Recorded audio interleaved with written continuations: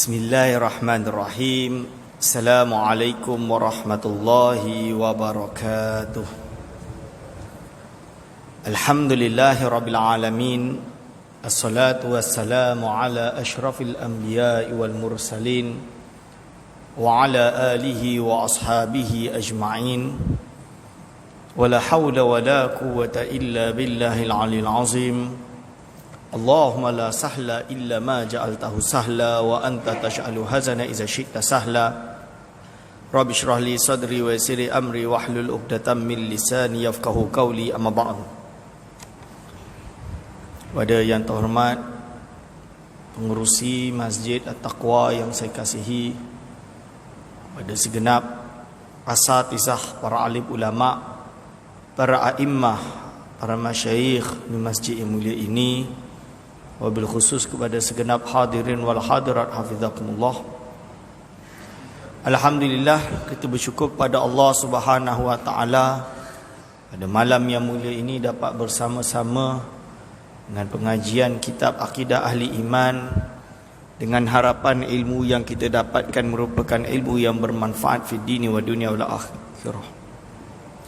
Selawat dan salam dicurahkan kepada junjungan besar baginda Nabi Muhammad sallallahu alaihi wasallam, dengan harapan syafaat uzma baginda lah kita semua berharap di akhirat kelak. Hadirin wal hadirat hafizakumullah.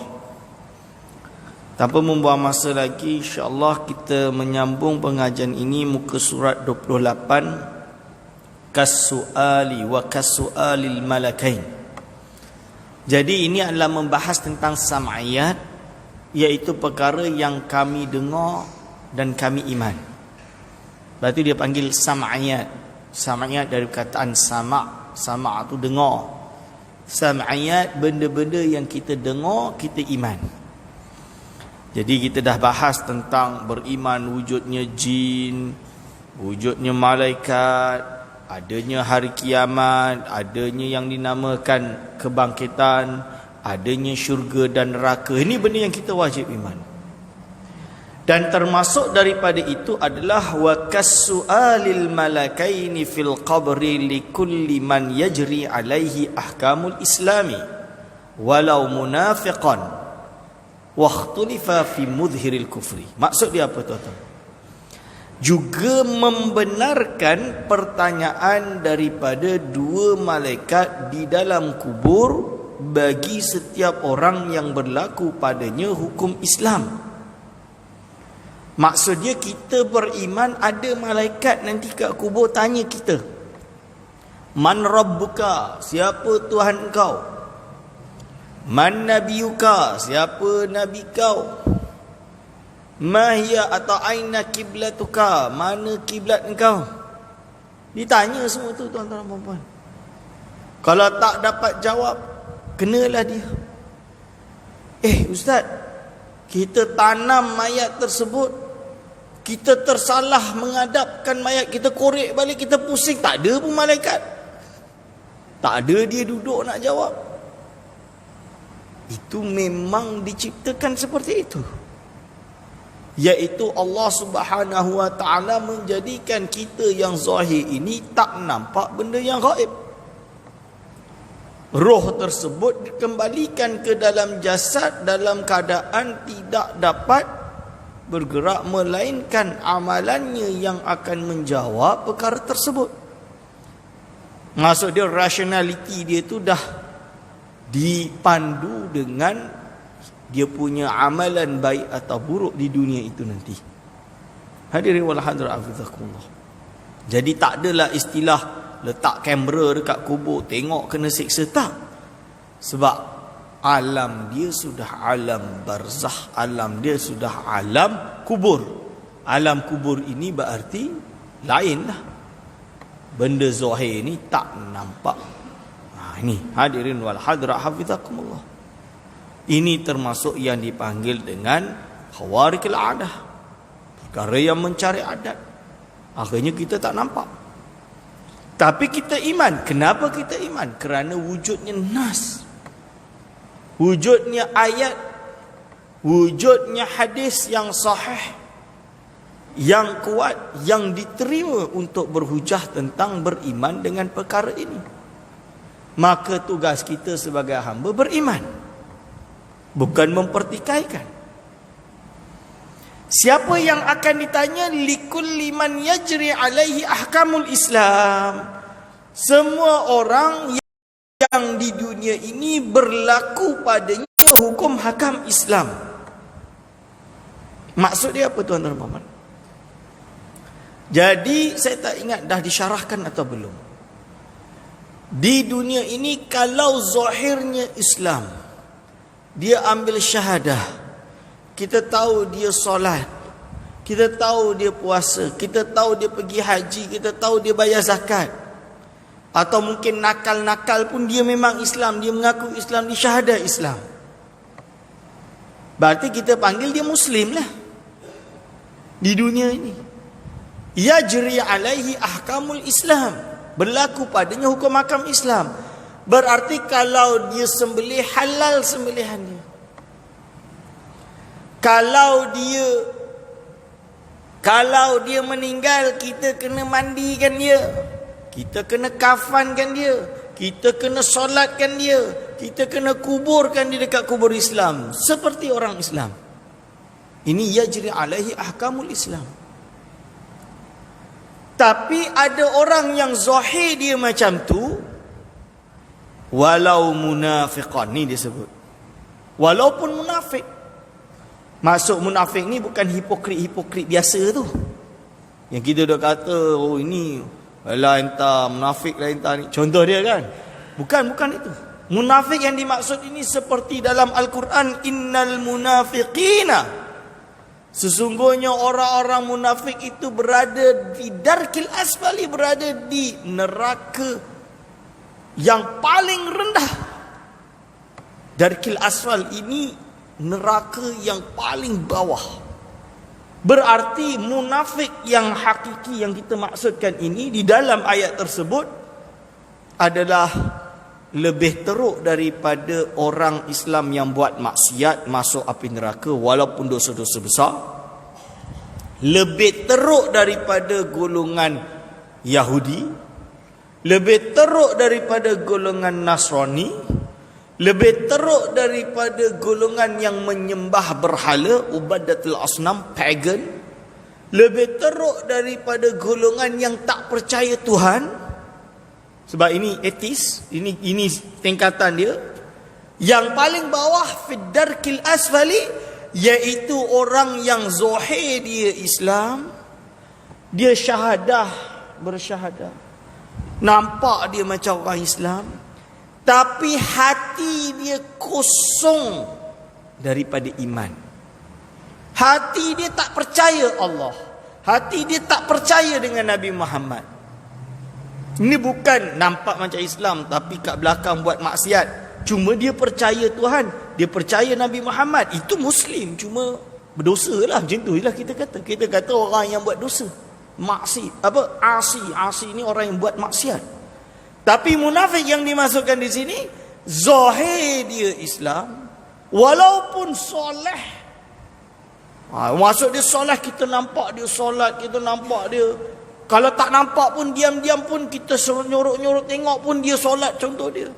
Tapi hakikatnya dalam hatinya kosong, tak ada iman. Ni kita panggil munafik. Kosong, tak ada iman, tak beriman dengan Rasul, tak beriman dengan Allah. Ini maksud dia munafik. Mereka berada fi darkil asfali, neraka yang paling rendah abadan sarmada. Berarti kufur. Cuma kita hidup di dunia ni tak boleh nak kata dia itu munafik. Kita hidup di dunia ni tak boleh nak menuduh dia kufur. Sebab apa? Tidak ada yang tahu isi hati dia melainkan Allah Subhanahu wa taala dan diri dia.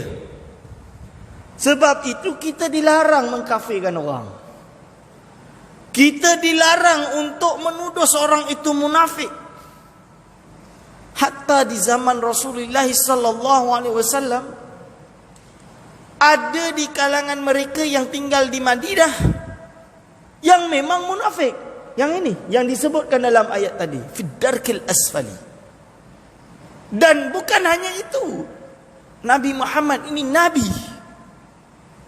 Malaikat Jibril kabarkan kat baginda sallallahu alaihi wasallam. Dia bagi tahu dah, dia dikabarkan kepada baginda sallallahu alaihi wasallam bahawa fulan min fulan tu munafik. Dan Nabi tahu dia munafik. Ada tak kita jumpa dalam sejarah Rasul bersabda, budak tu munafik, fulan tu munafik, bawa dia mai kemari, kita bakar dia ke, kita gantung dia ke, kita pancung dia ke, sebab dia ini munafik, bahaya dia di dalam umat Islam. Ada tak? Tak ada. Kerana urusan hati itu urusan Allah Subhanahu Wa Taala. Selagi zahir dia tu solat, nampak, puasa, dia Muslim lah. Kalau orang yang bukan Islam, dia dah kabur awal-awal dia bukan Islam. Zahir dia macam tu lah. Kita tak boleh nak judge hati orang. Tapi terus terang zaman sekarang terbalik kod. Mudah nak kafirkan orang, macam tahu je isi hati orang. Beza, kafir dah terus. Tak suka, kafirkan terus. Jaga-jaga. Sebab itu kisah baginda sallallahu alaihi wasallam ketika perang jihad fisabilillah, ada sahabat yang dah kalahkan musuh. Orang kafir dah kalah dah waktu itu. So yang dia nak bunuh, si kafir tu letak senjata dia, dia terus syahadah, asyhadu an la ilaha illallah wa asyhadu anna Muhammadar Rasulullah. Sebab dia tahu orang Islam bila dia syahadah, contoh dia tuan-tuan dan puan-puan, ada orang kafir syahadah berarti dia tu Muslim kan? Berarti tak boleh, terjagalah ismah, terjagalah darah dia, terjagalah anak isteri dia, terjagalah harta dia. So orang kafir tu dia syahadah lah.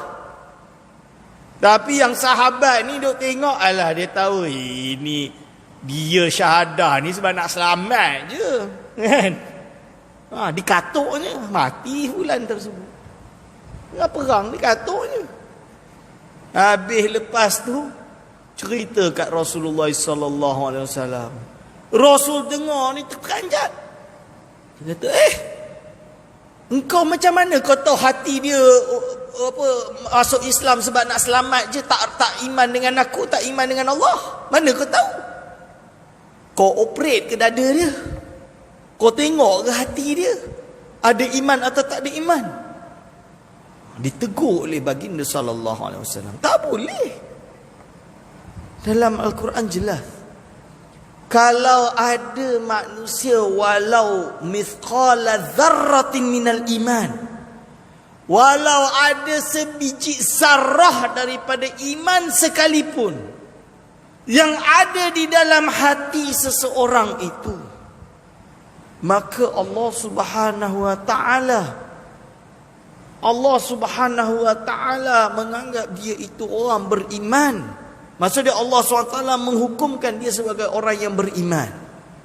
Berarti apa dia tuan-tuan? Kalau dia beriman, dia mungkin disiksa dalam api neraka. Dia mungkin disiksa dalam api neraka. Kalau dia tinggal solat ke, tinggal puasa ke, tinggal zakat ke, tinggal haji ke, dia disiksa dalam api neraka. Selesai siksaan, dikeluarkan, dimasuk dalam syurga. Atau boleh saja bagi Allah untuk mengampunkan dia dan masukkan dia dalam syurga. Itu hak Allah Subhanahu wa ta'ala. Bukan hak kita nak menentukan siapa masuk syurga, siapa masuk neraka. Hari ini kita mudah-mudahlah nak hukum fulan bin fulan tu ahli neraka. Hati-hati bab ni. Bab kufur iman ni bukan hak kita, tuan-tuan dan puan-puan. Selagi ada alasan untuk anggap dia itu beriman, kita jangan nak kafirkan dia. Na'udzubillah min dzalik.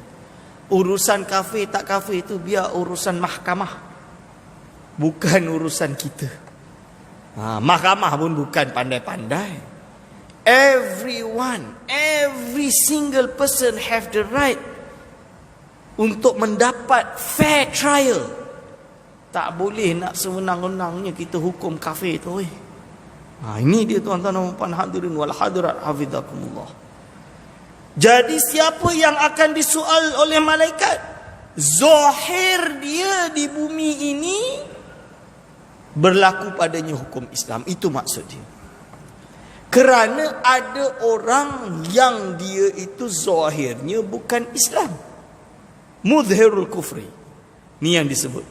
Waqtulifa fi mudhiril kufri. Dan ulama berbeza pendapat apakah orang yang menjelaskan kekafirannya itu ditanya atau tidak. Ini terjadi khilaf. Maksud dia apa tuan-tuan dan puan-puan? Orang yang zahir dia memang tidak beriman. Zahir dia. Yalah dia memang kita tahu, kita pergi tanya. Memang kita tahu dia bukan berislam lah. Dia memang kufur contoh dia. Dia memang jelas pun. Dan dia pun tak nak mengaku Islam pun. Sebab dia memang kufur.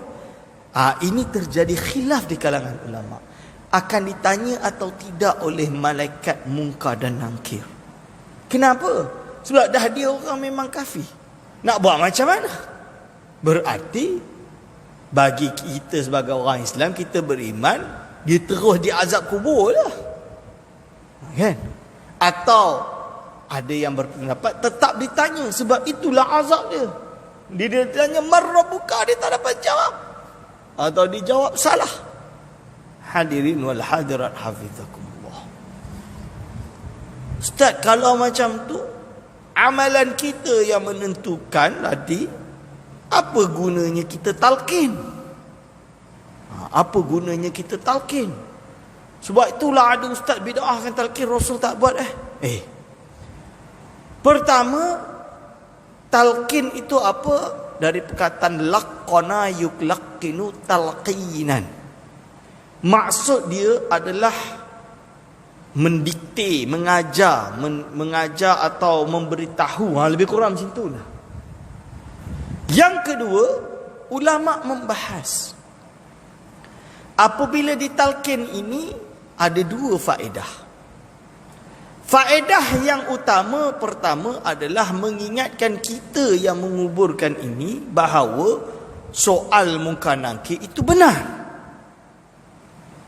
Jadi siap-siaplah kita masih hidup ini beramal.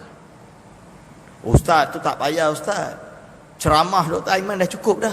Tak cukup. Kadang ada orang masuk telinga kanan, keluar telinga kiri. Bila kawan dia dah dekat kubur tu, baru hati dia tersentuh. Baru tergerak. Contoh dia.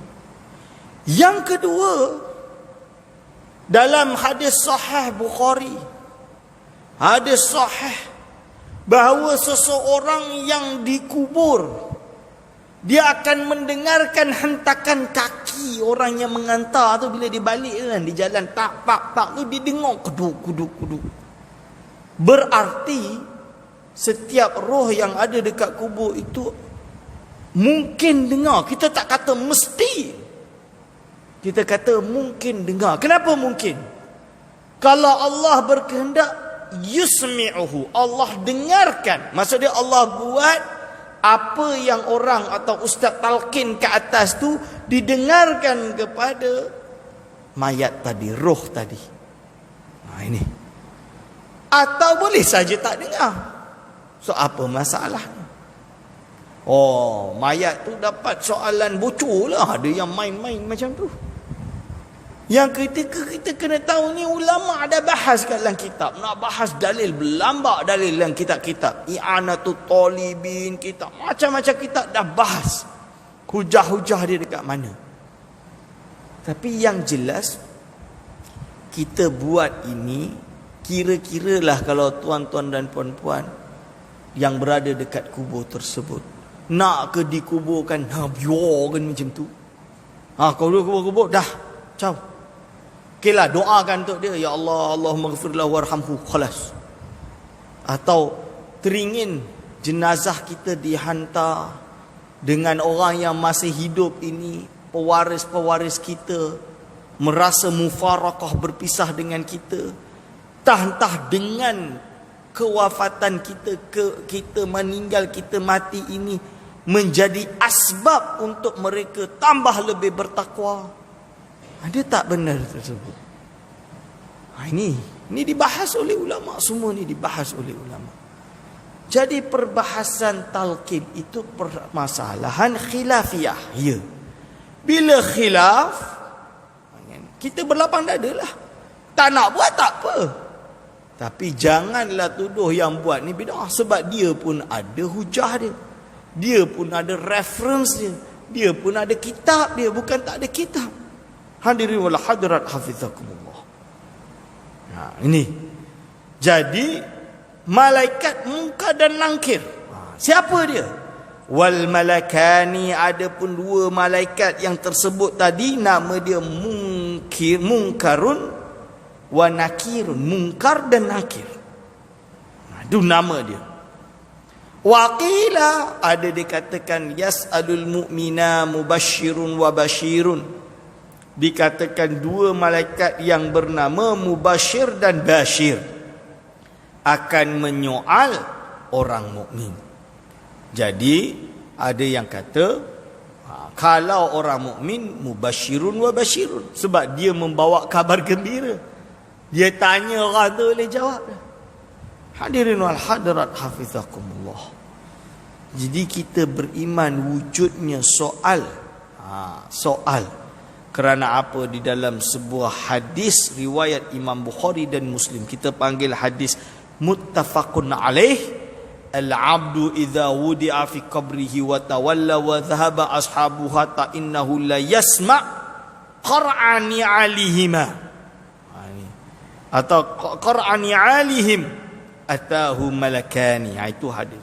Seorang hamba ketika diletakkan di dalam kubur dan berpaling dan berpergilah kawan-kawan dia, sahabat-sahabat, rakan-rakan dia, maka ketika itu mereka sampai mendengar hentakan selipar kawan-kawan dia. Ni dia kata ni, ni'al, selipar dia tu, capal dia ni, dia mendengar ni. Para orang yang mati ni dengar. Atahu malakani, lalu datanglah dua malaikat.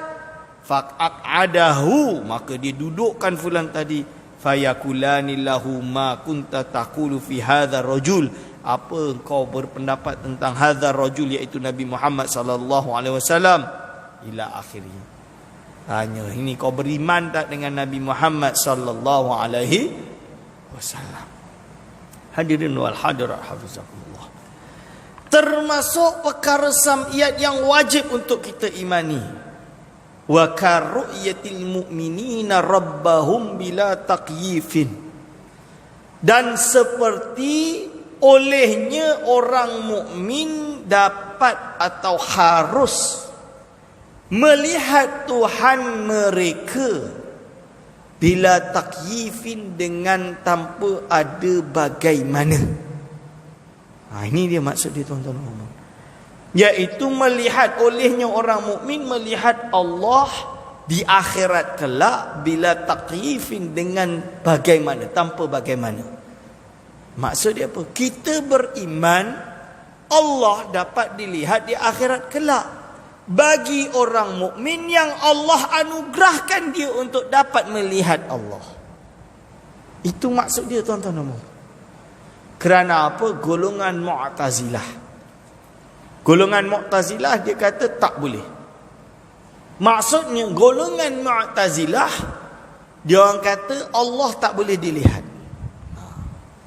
Kita orang ahli sunnati wal jamaah kata boleh dilihat. Kenapa boleh dilihat?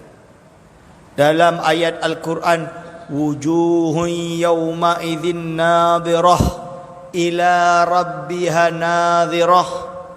Wajah orang-orang mukmin nanti di akhirat berseri-seri ila rabbiha, kepada Tuhan mereka, nadhirah, maksud dia mereka melihat Tuhan mereka.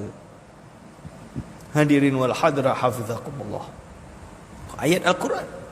Berarti kita beriman Allah harus untuk dilihat. Kata golongan Mu'tazilah, oh tak boleh. Ada dalil. La tudrikul absar wa innama yudrikul absar. Maksud dia la tudrikul absar, Allah SWT tidak dapat dicapai oleh penglihatan mata. Jadi dia yang boleh nampak semua. Lalu jawab golongan ahli sunnati wal jamaah kepada golongan Mu'tazilah, yang dimaksud ayat yang kau baca itu di dunia. Tudrik tu idrak di dunia. Idrak ni maksud dia perception, dapat tahu, sense, mengetahui. Dari tak tahu lalu dapat, ni perception. Terjemahan yang biasanya lah orang pilih untuk kalimat idrak ni, bahasa Inggeris dia perception. Saya tak tahu nak Melayu dia apa, tapi biasanya ulama dulu kalau kitab-kitab Melayu dia tulis idrak je dah. Kalau nak gambarkan ini, kita tak tahu ini warna apa, kita tengok kita dapat tahu idrak. Kita idrak, oh ini warna hijau, contoh dia. Itu. Jadi la tudrikul absar, manusia di dunia ni tak dapatlah melihat Allah Subhanahu wa taala, melainkan baginda Nabi Muhammad sallallahu alaihi wasallam ketika Sidral Muntaha. Yang mana itu pun terjadi khilaf di kalangan sahabat antara Sayyidatuna Aisyah radhiyallahu anha dengan Ibnu Abbas, yang pernah saya syarahkan, dan saya ingat pernah saya syarahkan di masjid ini. Jadi ahli sunnati wal jamaah kata harus melihat Allah di akhirat kelak, dan ia merupakan nikmat yang paling besar. Nikmat yang paling agung di akhirat kelak adalah ru'yatullah fil akhirah. Berarti dia dilihat oleh umat-umat yang diberikan, dianugerahkan, yang direzekikan masuk ke dalam syurga Allah Subhanahu wa ta'ala. Ada yang sekejap, ada yang lama. Ini dia nikmat yang paling agung. Macam mana? Bila takyifi, tak ada macam mana. Hujah akal dia apa Ustaz? Tadi Quran. Nak tahu hujah akal dia, hujah akli dia, semua benda yang wujud sah untuk dilihat. Allah SWT wujud, berarti Allah SWT sah dilihat. Macam mana? Tanpa ada macam mana. Boleh, kenapa tak boleh? Malaikat wujud tak? Wujud. Tak nampak pun malaikat. Nanti dah masuk kubur nampak lah tu. Kan contoh dia. Jin tak nampak pun jin. Nanti kalau dah meninggal nampak lah jin. Di akhirat kelak kita dapat tengok jin. Jin tak nampak kita. Di dunia ni dema nampak kita, kita tak nampak dia. Dekat akhirat dia terbalik. Itu dia tuan-tuan dan puan-puan. Itu kita beriman. Berarti Allah Subhanahu wa ta'ala harus untuk dilihat. Macam mana? Bila takyifin. Tak ada gambar macam mana. Kerana Allah Subhanahu wa ta'ala Maha Kuasa, Maha Esa, dibersihkan daripada apa-apa jenis persamaan dengan makhluk. Jelas kan tuan-tuan dan puan-puan? Wal haudi, dan juga haud. Wajib kita beriman dengan adanya telaga haud. Hadirin wal hadirat hafizakumullah. Iaitu haud ini apa? Ada suatu telaga yang mana kita setelah mahsyar, ditimbangnya amalan, mengambil buku, ditimbangnya amalan, jalan atas titian sirat. Ada yang dah lepas. Bila dah lepas, dia masuklah dalam telaga haud tersebut, lalu keluar bersih, gemilang, masuk ke dalam syurga Allah Subhanahu wa ta'ala. Wasirati, dan juga titian sirat. Fahduhum ila siratil jahim, serta hadapkanlah mereka ke jalan yang membawa ke neraka. Ada titian sirat. Lalu ada kalalib. Kalalib ni yang nak jemput, nak tarik dia jatuh. Hadirin wal hadirat hafizakumullah. Kalalib. Ini sirat. Wa waznil a'mali bil mizani, dan timbangan amalan dengan mizan, dacing. Jadi ada nanti dia ditimbang amalan dia dengan dacing, tuan-tuan dan puan-puan. Ashabul yamin. Yang mana yang berat? Amalan dia ke dosa dia yang berat? Ini wajib kita iman. Wa wudi'al kitabu fataral mujrimina musyfikina mimma fihi. Ni. Lalu dia itu maknanya dan kitab-kitab amal juga tetap akan dibentangkan, maka engkau akan melihat orang yang berdosa itu merasa takut akan apa yang tersurat di dalamnya. Sebab itu kita ada malaikat nama dia Raqib wa Atid. Apa tugas Raqib wa Atid? Dia mencatat segala amalan kita. Ini benar. Tak logik lah apa. Hadirin wal hadirat hafizakumullah. Ingat, hidup dekat dunia ni sekejap. Kita kerja banting tulang dengan mencetak, menciptakan menara gading. Misalan dia, sehebat mana pun. Tapi kita kena tahu, hidup kat dunia ni paling-paling 80 tahun padam dah. Ada yang bagi umur panjang 90 lebih, yalah. Ada yang sampai 100 lebih, 120 tahun ya. Al-Imam Ibn Hajar Al-Asqalani, dia pernah kabarkan bahawa di kalangan rawi-rawi yang dia jumpa, lahik, sabik wa lahik kita panggil, paling jauh umur dia paling banyak tu 150 tahun. Kan? Antara guru dengan murid ni yang jumpa hadis ni. Jadi kira-kira hidup ni paling lama 150 tahun tu mungkin lah kot. Mungkin terjadilah kot. Itu pun tuan-tuan dan puan-puan, bukan jarang lagi. Bukan kadang sangat-sangat jarang lah terjadi. Tapi tetap akan habis. Min 150 habis umur tersebut. Umur orang ni dah habis. Tapi hidup di akhirat ini abadi.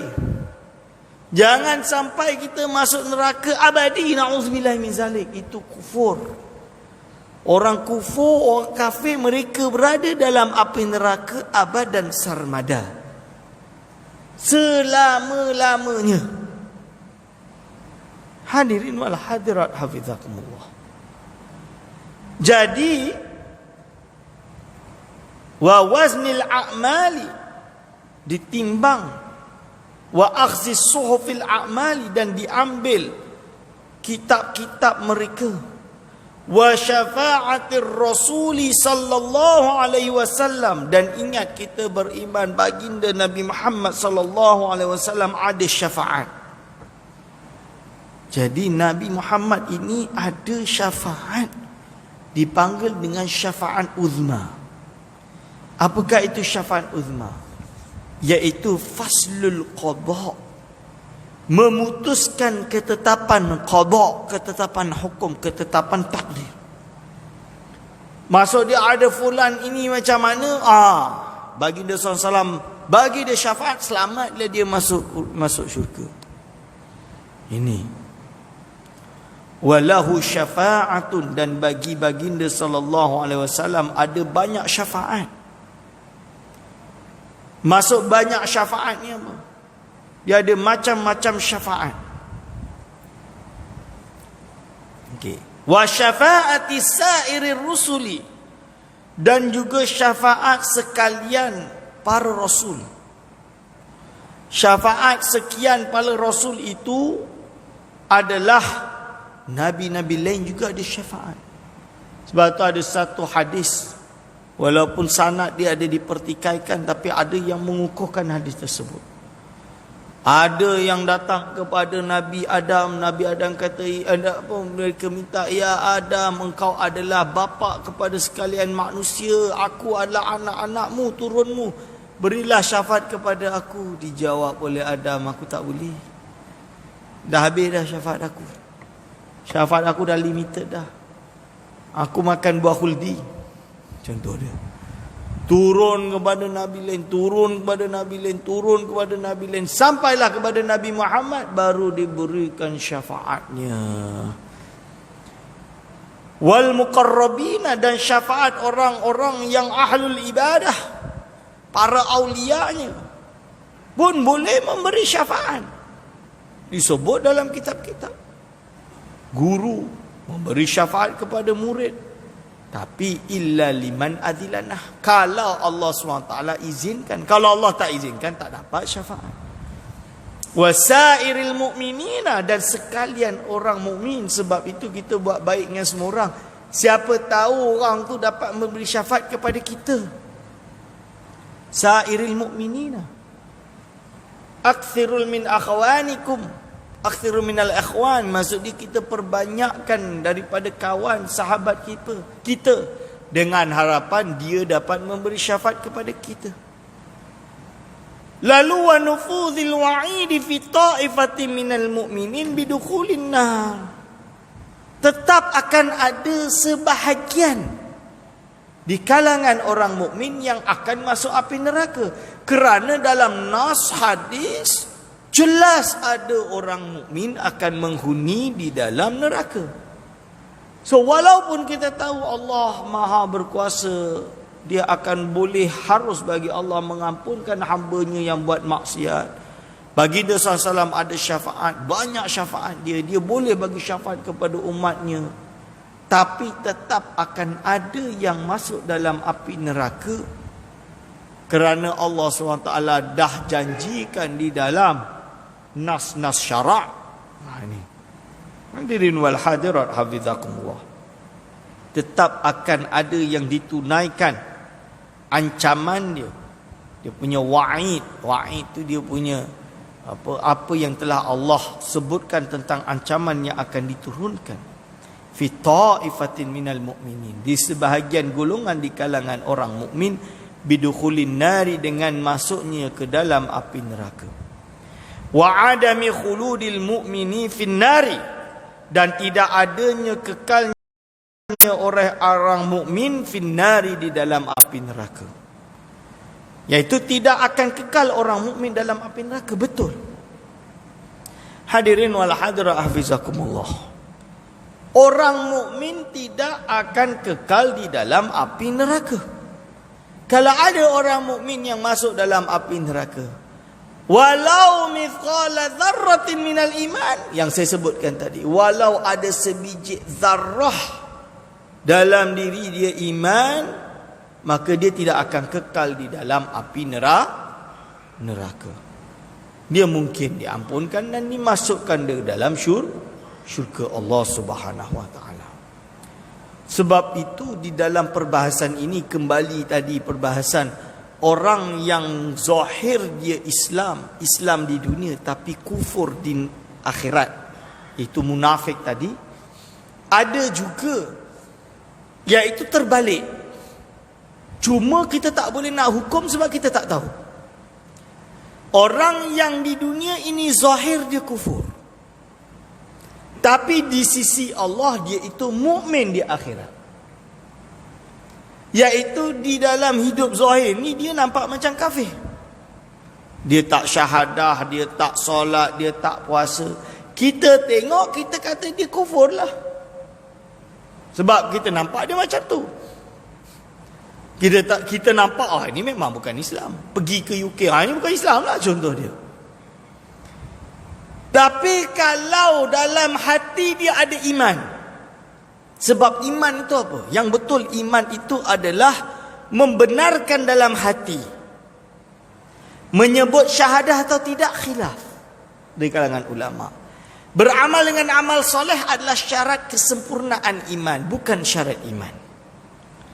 Sekalau fulan tersebut dia ada iman di dalam hati, walau sebutir zarrah iman dia percaya Allah Subhanahu wa taala adalah Tuhan yang Maha Esa, la syarika lahu, tidak ada, iaitu Allah SWT tidak ada sekutu baginya. Dia beriman dalam hati dia, ya Nabi Muhammad ini Nabi dan pesuruh Allah, dalam hati dia. Tapi dia tak zahirkan, dia tak lafazkan, dia tak buat apa yang diperintahkan oleh Allah. Maka orang ini dipanggil kafir di dunia, mukmin di akhirat. Apabila dia kafir di dunia, berarti bila dia meninggal, kita tak adalah, kita tak tahu kan. Hati dia beriman, kita mana tahu. So kita layan dia macam orang bukan Islam lah. Dalam erti dia tidaklah, tak adalah kita nak mandikan dia, tak adalah kita nak kafankan dia, tak adalah kita nak solatkan dia, tak adalah nak dikuburkan dalam kuburan orang Islam. Biarlah dia, kan? Sebab dia zahir dia macam tu. Kita salah tak salah, sebab zahirnya dia kufur. Tapi yang tahu hanya Allah dan fulan si badan tersebut. Maksud dia Allah yang tahu isi hati dia. Walau mithqala dzarratin minal iman, walau ada sedikit zarah sekalipun dalam hati dia ada iman, berarti dia tidak akan kekal di dalam api neraka. Dia akan keluar, dan harus bagi Allah untuk mengampunkan dia. Hadirin wal hadirat hafizakumullah.